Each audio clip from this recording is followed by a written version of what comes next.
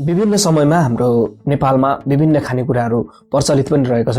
त्यही मध्येमा माघे संक्रान्तिमा स्पेशल तरिकाले बनाएर खाइने मासको फुलौरा पनि एक हो। आज यो रेसिपी तपाईहरुको बीचमा शेयर गर्न खोजिरहेको छ। मलाई आशा छ तपाईहरुलाई पक्कै पनि यो रेसिपी मन पर्ने नै छ। यदि मन पर्यो भने भिडियोलाई लाइक, शेयर, च्यानललाई सब्स्क्राइब गरेर सपोर्ट पनि गर्नलाई पक्कै नभुल्नु होला।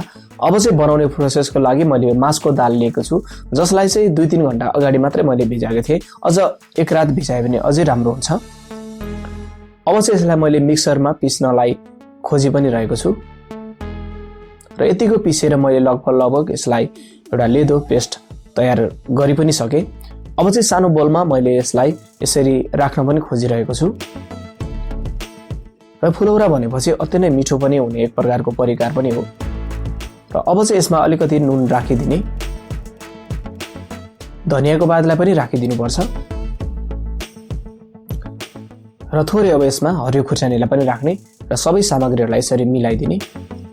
हुन त कतिचोटि मसला पनि प्रयोग गरिन्छ, तर खासमा मसला प्रयोग नै नगर्दाखेरिमा अझै राम्रो यसको आफ्नै स्वाद निकाल्नलाई मद्दत गर्छ। र यतिको तयार भएपछि लगभग तयार भयो। अब चाहिँ मैले बनाउनको लागि एउटा तेलमा यसरी राखेको छु।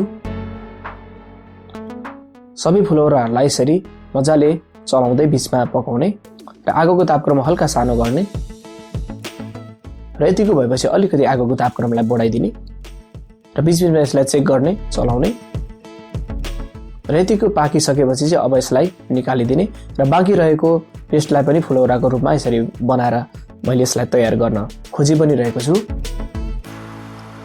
र बीचबीचमा चलाउँदै मैले यसलाई तयार पनि गरेँ।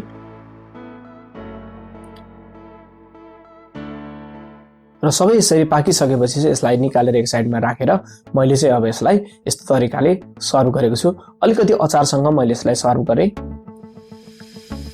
आजको रेसिपी तपाईहरुलाई कस्तो लाग्यो? यदि मन पर्यो भने भिडियोलाई लाइक, शेयर, च्यानललाई सब्स्क्राइब गर्नु भएको छैन भने सब्स्क्राइब गरेर सपोर्ट पनि गर्नुहोस्। यसपालि चाहिँ मासको फुलौरा बनाएर मिठोसँग आफ्नो घरमा परिवारमा यो माघे संक्रान्ति स्पेशल मनाएर पक्कै पनि रहनु होला। अर्को भिडियो, अर्को रेसिपी तपाईहरुको बीचमा स्पेशल तरिकाले लिएर आउने कोसिस गरिरहेको हुन्छु। तबसम्मको लागि यो बनाएर खानुस्। तबसम्मको लागि नमस्ते।